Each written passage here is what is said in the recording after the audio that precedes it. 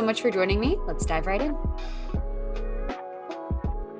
Hello, friend, and welcome back to another episode of the Camera Brave Show. My name's Marissa, and in this episode, we're going to talk all things podcast. So if you've ever wanted to start your own podcast, or you've ever wondered, what does it really take to actually build and create a podcast, then you're going to love this episode because I have finally reached 500 downloads and 25 episodes. So both of those numbers make me so excited. So I'm going to go ahead and reflect on what these last 5 months have really looked like as a podcast host and give you some tips that I wish that I had implemented when I first started. So while I was diving into the stats of the Camera Brave Show this past week, I did come across a new review and I wanted to share it with you guys.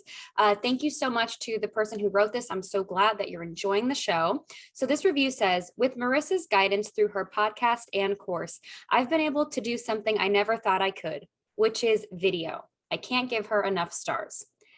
That warms my heart because I do know the person who wrote this review and they completed my Camera Brave course. They are now an active member in my Camera Brave club and they're enjoying and listening to the podcast.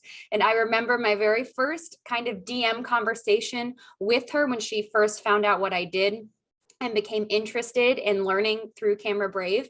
And I remember her saying something along the lines of, this is going to be a challenge, or something that really stated that this was going to be a big deal for her, being able to take video, nonetheless take video of herself. Like it seemed almost like a stretch at the time. And now I'm just so excited that you're at the place that you are. Thank you for leaving me that wonderful review. If you're enjoying the show, if you've taken my course or you're in my club or you're learning anything from me, would you please take a moment and go over to Apple Podcast and rate the show and write me a review? It really helps us continue to build momentum. And that is absolutely the best way that you can support a podcast. So since we're talking all things podcast, if you're really enjoying someone's podcast that you're listening to and you're like, wow, I wish there was something I could do. There is. You can take just a minute and go rate their show and write them a review. It does help, absolutely. So not just this show, any show that you're really seeking wisdom from and that you're really learning and enjoying, please take just a moment and write a review. It really does matter and it makes their day. Even if they're bigger and they have a large following, I guarantee that when they take the time to reflect on those reviews, it's still going to make their day. So please consider doing that. Alrighty, here's how we're going to break down today's episode. I'm going to start with a little bit of background of why I decided to start this podcast. And then I'm going to talk about some of the podcast myths that I've encountered and thought myself believing. And I really want to address these head on and get them out of the way in case they're in your head. I want to clear the air here and really tackle those myths. The next thing I want to talk about is what you're going to need if you want to start your own podcast. And last but not least, I'm going to give you some of my tips for those of you who are just ready to get started. So first of all, why did I decide to start the podcast? Having a show is something I've always wanted. I've always dreamed of having my own studio. And along with that, having my own show. I always envisioned it as a talk show, of course, airing on TV. But with this day and age, it kind of became that the podcast was the next logical step in me actually taking action towards that one day dream goal of having a talk show in a studio. Launching a podcast from where I'm at now, that was honestly the first step in that. So that's always been something that's been on the back of my mind. However, I did not start the year 2021 knowing that I was going to launch a podcast at all. It wasn't like it was on my to-do list or even a goal that I had in mind.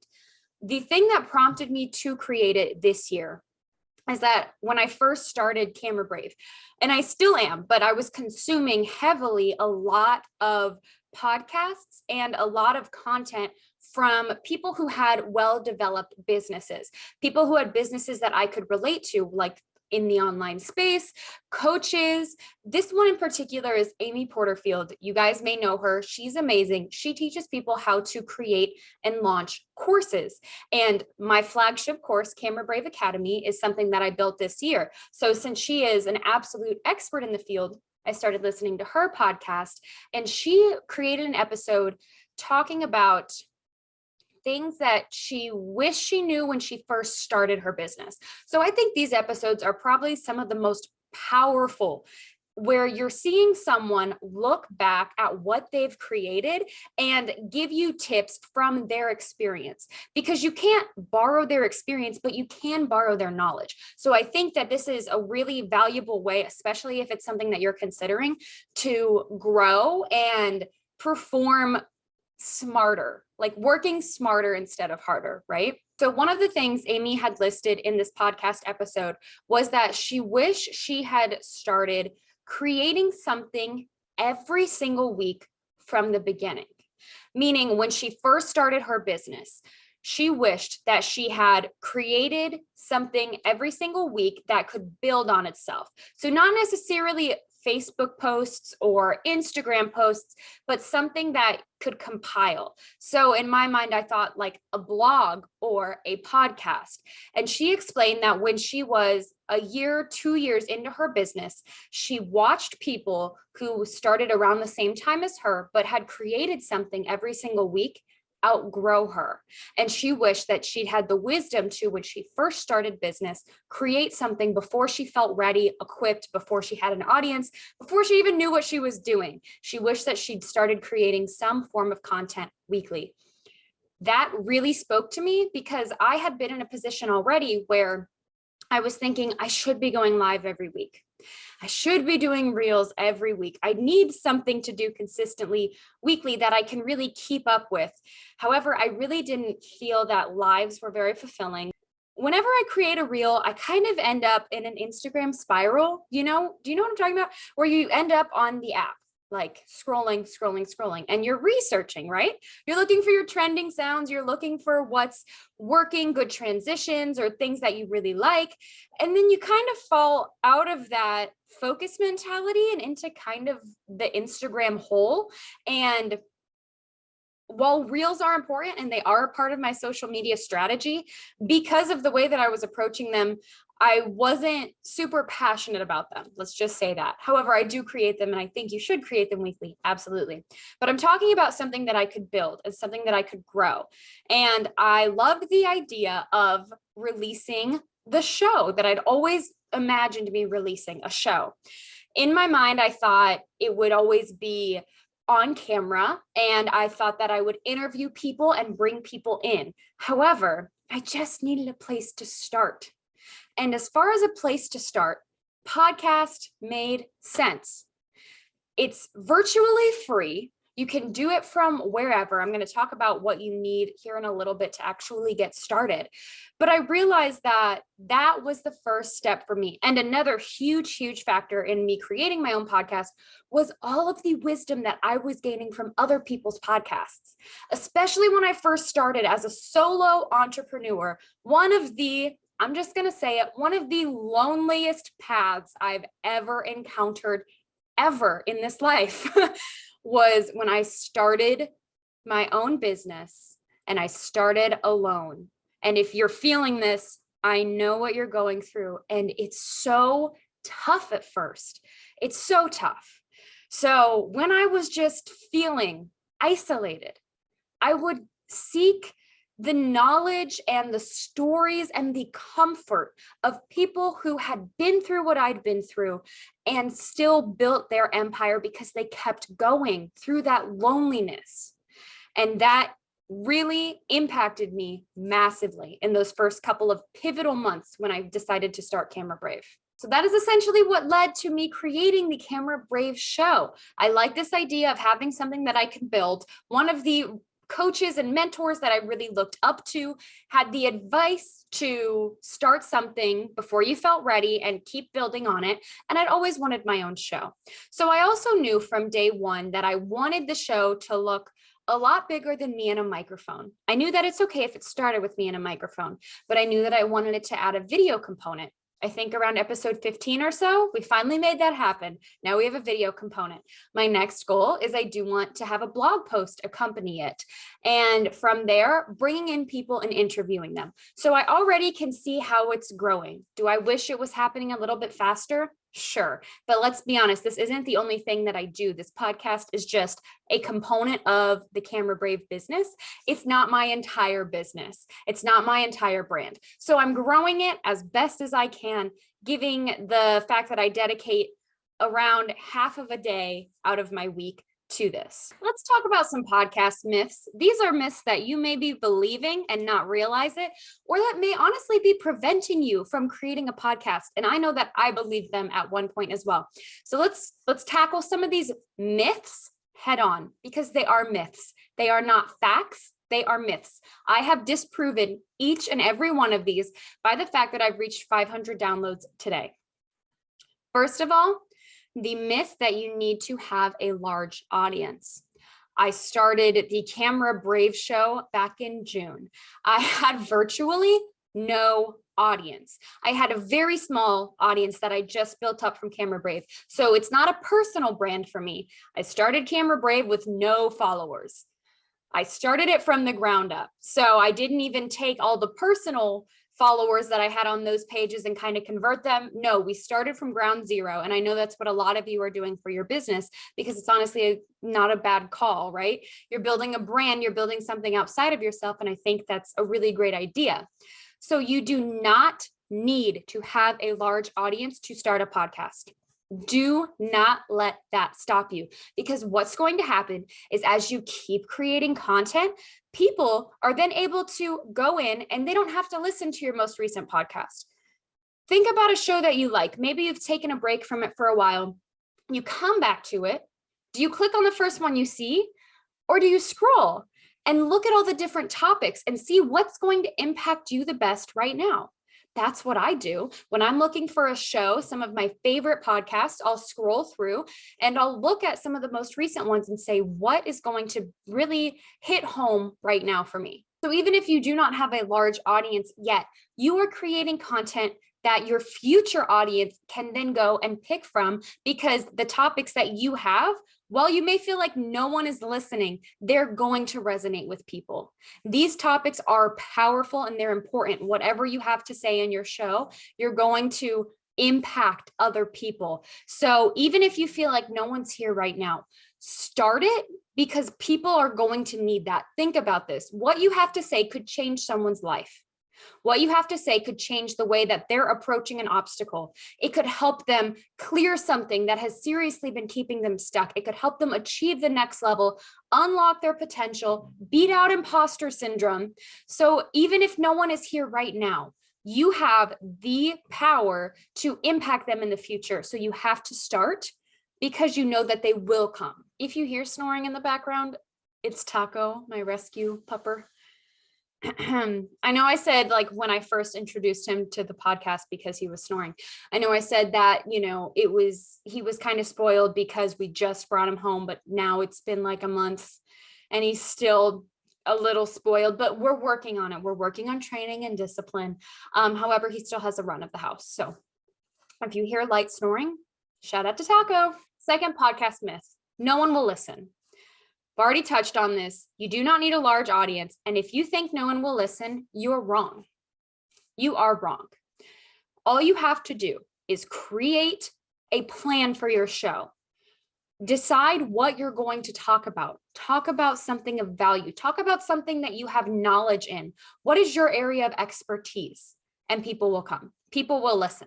If you are letting this thought of no one will listen or who's going to listen stop you, you know what? Then I challenge you. I challenge you to create it, and create an episode, and then create another episode, and then create another one, and see if no one listens. I guarantee you, I thought, who's going to listen? I don't have a large audience. I thought all of these things, they're myths. They're not fact.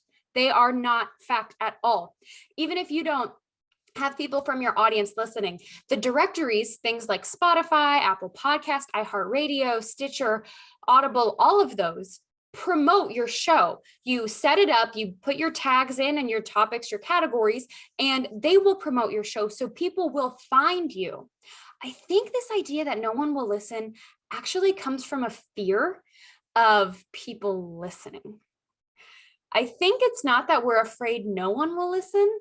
I think it's that we're afraid people are actually gonna listen, of us being afraid that people are going to listen, people that we maybe know and look up to. We're like, well, what if they listen? Like mine in particular has been some of my professors from college that I'm all Facebook friends with and that I've had an awesome community and connection with post-graduation. But it's like, well, what if they hear me talking about this? What if they think that I don't know what I'm talking about? What are they going to say? I think it's actually a fear that people will listen. And that's just something that you have to work through with time. No one will listen. That is an absolute myth. And if you're afraid that people will listen, think about it like those are not the people that you're necessarily speaking to. You have to talk to your customer. You have to talk to the person that needs you to solve their problem. There are people out there who need help taking video. There are people out there who need to build their courage and confidence to represent themselves on camera because they can see extreme growth through their social media and through their business and build deeper connections if they can do that. I believe that to my core. I know that mindset is a huge component when it comes to being on camera. That is why I started this show.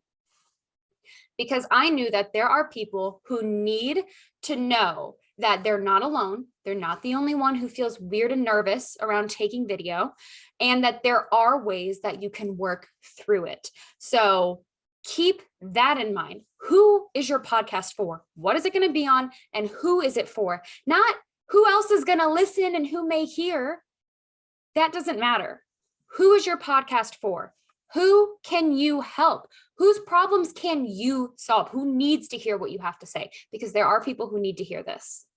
And I have to believe that in order to show up here every single week and create another episode, I have to believe that there's at least one person out there who needs to hear this. Another podcast myth? I don't know enough.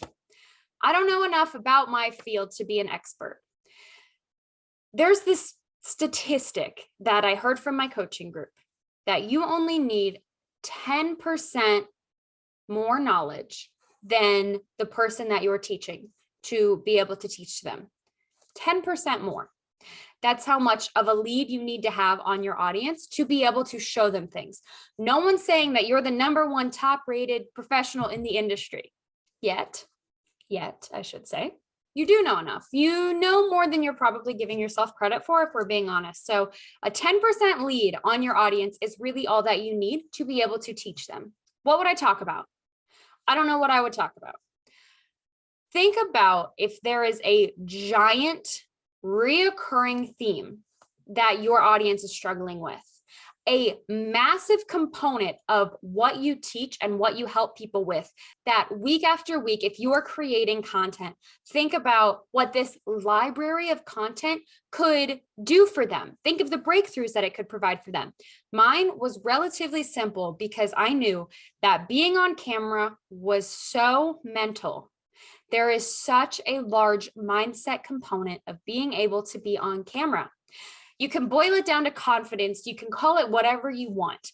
But I know that a lot of people get stuck in their head and in their feelings when it comes to being on camera. So that is why I decided to create this show, so that people who felt like they were not good enough to start or were just starting and needed something, they needed encouragement, they needed guidance on their energy and their mindset and all of these things, I knew that they would need a place to go. So while I didn't have a year's worth of content lined out, I knew that this topic was something that I could talk about. I'm going to argue that if you've had the idea to create your podcast, that you've also had the idea of what you would talk about. Maybe you're just not acknowledging that as being enough. And the truth is, your show can evolve. Your show can morph into more than it is. You can always redefine those pillars. So those are some of the myths that I have disproven at 500 downloads and 25 episodes in, because I started with zero experience as a podcast host. I'd been on camera plenty of times, yes, but I had no experience sitting down and talking for 20 minutes in this type of content like ever before. This was something brand new to me. And I thought all of those myths, that I didn't have a large enough audience, who's going to listen, or is anyone going to listen? I don't know enough to be an expert on confidence, which is true. I do not feel like I'm an expert on confidence, but I am an expert about video. I know video. I studied video. I'm passionate about video. I've freelanced as a videographer editor. I know a lot about video, and I'm also an on-camera spokesperson. So I know a lot about presenting yourself on camera, and I truly believe anyone can do it. I believe anyone can appear confident on camera. Absolutely. But I think the biggest hurdles are not the equipment, and it's not knowing how to work Instagram. The biggest hurdles are the fear, the emotions, and your mindset of not thinking that you can do it. Those are the hurdles. And knowing that's what was stopping people was something that I absolutely was passionate enough about to create something bigger than me, like this show. Alrighty, here's what you need if you want to start a podcast. So this is if you already want it. The first thing you kind of need is that passion. You have to want it. You have to want to create a podcast. Maybe podcasts impact you like how they'd impacted me. If you want to create a podcast, there's two things that you need, truly two things that you need. The first thing is a commitment. You need to commit to creating content every single week if you're going to create a podcast. I believe that because I have seen the numbers. I've had to skip a couple of weeks throughout these last 5 months. Things happen, and I've had to skip a couple of weeks, and the numbers are not steadily increasing. They plummet, and then they have to sort of rebuild because it throws off the algorithm. So I 100% think you need to commit to creating an episode every week. And I'm going to talk a little bit more about that in my tips. However, that's what you need to understand, not that, you could have a season or that you could do once a month. I believe that to have a successful podcast, because I've seen the numbers, that you need to commit to every single week. And you can always change that. You could always change it a couple months in after you've seen the own numbers yourself. But I think when you're starting and when you're building, you need to commit to creating content every single week and releasing a new episode every week. The second thing you need, microphone. That is truly it. Everything else you can figure out. Truly. I knew nothing. I knew a lot about video. I didn't know anything about podcast hosting or RSS feed, or how do I get on Apple Podcast? How do I get on Spotify? No one taught me. I Googled it and I figured it out. I created a Buzzsprout account. Very user-friendly, would totally recommend, because when you create your own podcast, you need somewhere for all the episodes to live. And that is one that I use. There's a ton of others. Just ask your friends. If any friends have a podcast, ask them what they use. Go to Google. Try Buzzsprout. I always want to call it BuzzFeed, but it's Buzzsprout is the podcast hosting site. All you really need to get started is that commitment that you're going to create something every week and a nice microphone. That is it. Everything else you can figure out along the way, because if you work for yourself, you're resourceful, you're clever, and you're absolutely competent enough to do this on your own. Okay, so you're busting through the myths. You know what you need, and you're ready to start a podcast. Here are my tips for you. If you're thinking about starting one, as long as you're ready to commit weekly, absolutely, I think you should give it a try. I think you should. The first thing that I would do if you're ready to start your own podcast is set your release date. Put it on the calendar, because there is kind of a lot that you'll need to do up front. There's definitely different steps that you need to take one by one to get this thing going, to build anything. Think about if you've ever built your website or built your social media. It takes a couple of steps to get there. So put that launch date on the calendar. Another thing that I really wish I had done, I wish I had launched 2 weeks after I created my first episode. Listen, I am now a full week ahead of the Camera Brave show, but it took me time to get there. Originally, I would create the episode 1 week and then it would release on Monday.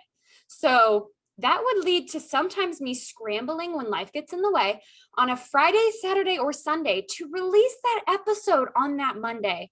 And I realized that I was falling into a vortex that I didn't like. I didn't like working on Sundays like that. I didn't like that I felt, I got to get this done. I got to get this done. It wasn't fun. I felt like I was not in control of my own show. So I really wish that instead of launching the week that I'd launched, I wish I'd launched not 1 week after, but 2 weeks after. First of all, so I would be a full week ahead. I am now a full week ahead. The most recent released podcast is episode 24. And next week, episode 25 is already done. It's scheduled, it's pending, it's ready to rock. And I'm creating episode 26. So I'm creating this 2 full weeks in advance because I am a full week ahead. Being a full week ahead has provided me relief. It has allowed me to feel in control of my show. I absolutely wish that I'd done it from the start, but I didn't know. I didn't know what I didn't know. So I would, first of all, launch 1 week ahead, always. And the second thing that I wish I'd done is I wish I'd had a backup episode recorded, edited, and ready to rock for when life threw me off. So that way, if something happened, because things are going to happen, things happen. When they do happen, I wish that I'd had an episode just sitting there, an evergreen episode, right? Something not seasonal, not dependent on my number of downloads like this episode is, but something that I could plug in at any point in time. I really wish I'd had that. So that way, when I do have to take a week off, I can plug that episode in, and then I can still create content the next week while being a week ahead. Do you know what I'm saying here? So I want you to try to be a full week ahead and have a backup episode on file. I know that sounds like a lot. And when you're first launching, it's exciting. By the time you've got your first episode done and you're starting to get it on all your directories, it's really exciting and you want to launch it. But I seriously would advise you to just wait 2 more weeks. Wait until you have that second episode done and wait until you have a third one sitting in the bank, because that's really going to set you up for success. And it's going to allow you to combat all of the things that get thrown your way. The next thing I would recommend is when you design the pillars of your show, I would also create your intro. So typically when you listen to podcasts, there's a little bit of music and then there's a short little intro that you'll hear with every single episode. It sort of introduces new people or reassociates old people, reassociates returning listeners. How about that? And also gives a brief summary of your show. So it's sort of like your little elevator pitch. What is the show about? Should I listen to it? That's really what you want your intro to be. I would recommend writing that intro while you write your show's description. So that way they're really linked. When you are designing the pillars of your show, I would write out your pillars, what all content you want to talk about on your show, write your description and write your intro. That way everything is in sync. That way when they're listening to that intro and they're learning about what you're talking about, that those are accurate things that you are talking about. And please understand that these can change over time and that I kind of think that they should evolve over time.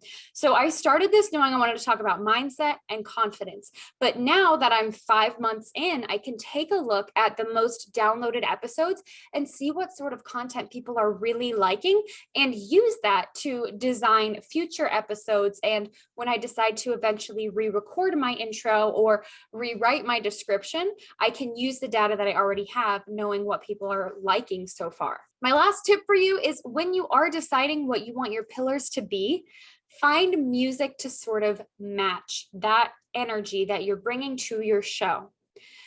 People are going to learn to associate the sound of your voice, the type of content you create, the name of your business with that little song. Think about a show you listen to all the time. Can you hear the intro music? And then you expect to hear the person's voice. So pick music that's going to match your show. So if you would like to know, a little bit of insight into the music that I chose for the Camera Brave show. First of all, it's got to be copyright free, royalty free music, which is super easy to find. You can find it on YouTube. You can find it on the internet. There's all sorts of places you can download this sort of music, but make sure it's copyright free and royalty free so you don't get in any trouble. The music that plays at the beginning and the end of the Camera Brave show is it's a genre called lo-fi music. I don't know what lo-fi stands for, but it's this sort of nice beat, and it's calm, but it keeps me paced well. And lo-fi music is what I listen to when I work. When I started Camera Brave, I was like, I need something to listen to. No words, but I needed to keep me going. I needed to keep my brain focused, and sort of repetitive, can go in the background type of music, but not classical music, because that doesn't help me focus as much. I like a little beat. So if you're wondering, what the heck is this music? It's the music that plays at the beginning and the end of my show. That's all it is. It's called lo-fi music. It's a whole genre. And when I was picking the music for my show, I thought, how fun would it be to introduce the music that is the same music that I've created this show to? It's the same music that I founded Camera Brave on. When I picked out the name Camera Brave for this business, that music was playing in the background. When I decided I was going to launch the podcast and put the date on the calendar, that type of music was playing in the background. So to me, I thought that was special. And then I thought that it fit. I thought it fit in well, and I hope you guys think the same, because it's music that I like. It's my voice and it's my show. So I feel like they all really go well together. So keep these things in mind when you're picking your music. I wouldn't pick music at random. I would pick music that fits the kind of vibe you're going for and the pillars that you want to bring onto your show. To everyone who is listening and who has been a part of me getting 500 downloads on the Camera Brave show, thank you so much. This is really just the beginning of the vision that I have for this show. I envision it being so much bigger. I envision being able to bring amazing guests to you guys and so much more. I envision it being in a studio one day with world-class guests. And I know that I'm building the platform for that future me always had dreamed of. So thank you so much to everyone especially if you've been here since the beginning. I really, truly appreciate you taking the time to listen. And I really hope that you're enjoying it and that you're learning things throughout these episodes. If you know someone who is wanting to start a podcast, who's talked about starting a podcast, or maybe is holding themselves back from starting one, would you please share this episode with them? You can add it to your Instagram stories and tag me on it. I would love to know what your thoughts are. If you're interested in starting a podcast, I want to know if this was helpful for you. If I helped bust some of the myths that you may be thinking and repeat in your head that you may not even realize are keeping you from starting. And I do hope that these tips were helpful, because they are tips that I wish that I had implemented from day one. Thank you so much for 500 downloads. Thank you so much for listening in with me today. As always, you can find me over at Camera Brave on Instagram and Facebook. I hope you have an amazing rest of your week, and I'll see you next time on the Camera